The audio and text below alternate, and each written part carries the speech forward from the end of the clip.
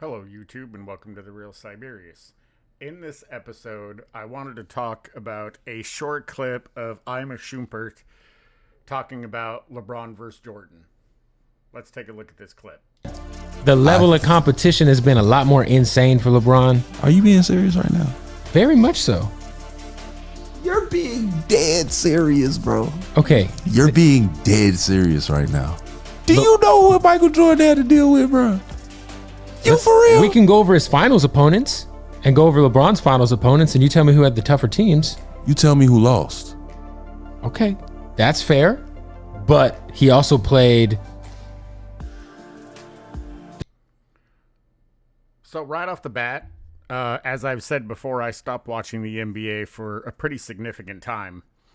And I'm not familiar with who Iman Shumpert is. I had to look him up. And I have to say, I immediately like him, especially from this interview. He's not messing around. He's not glazing. He's not sugarcoating. And I think he spells it out exactly the way that I would. So I give him a lot of respect, but let's go ahead and finish this clip. The Trailblazers. He played. What was wrong with the Trailblazers? I mean, the Trailblazers ain't. They ain't have no super Warriors. team. They ain't have a super team. LeBron had to play. That's a dick-sucking statement. LeBron had to. Jesus Christ. This is only a statement that a retired Iman Shumpert could make. I'm just saying, we talking ball. I All apologize. right. So listen. So LeBron had to go through in 05 he had to play peak, or was it 07 rather? Was it 07 or 05 he went to the finals against the Spurs?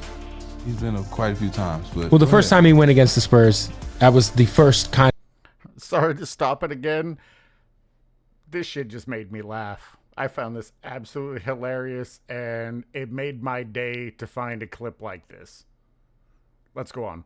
Of incarnation of the Spurs dynasty before Kawhi, right? So that's like peak Manu. So you think Mike and Scotty wasn't going to blow that out? We'd have beat the Spurs 4-0 and sent them the fuck home. I don't know, man.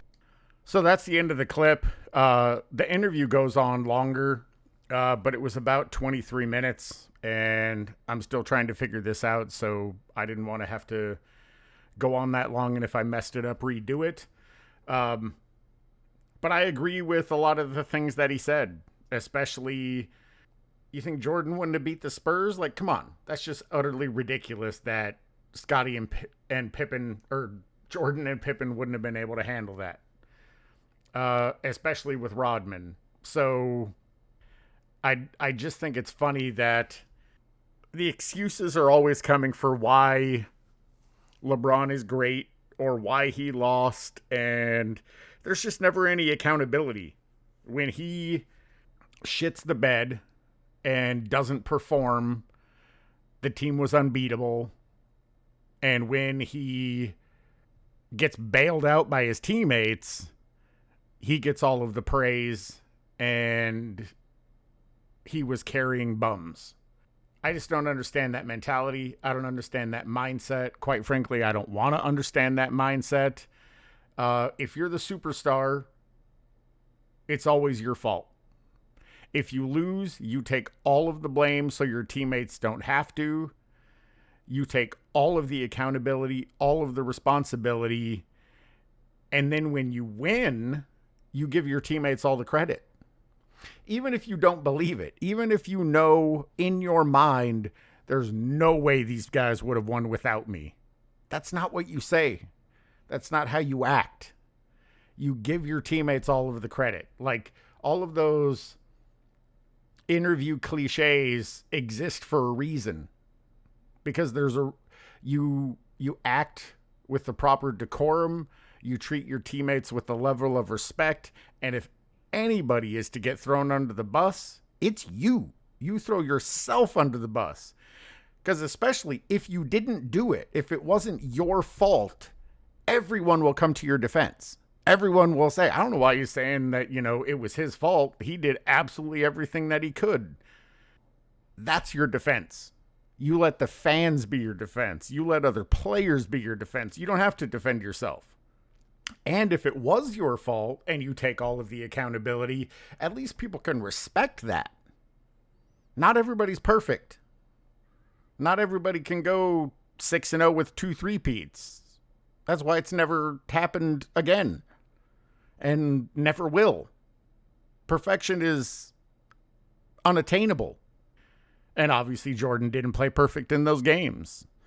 The team didn't play perfect in those games. He didn't win every single game in every finals he was in. There were obviously mistakes that were made. But he also took accountability for them. Anyway, that's the end of the video. If you made it to the end, I certainly appreciate it. This is my first time adding video to one of my videos. So if I butchered it or can do it in a better way, I certainly appreciate any feedback.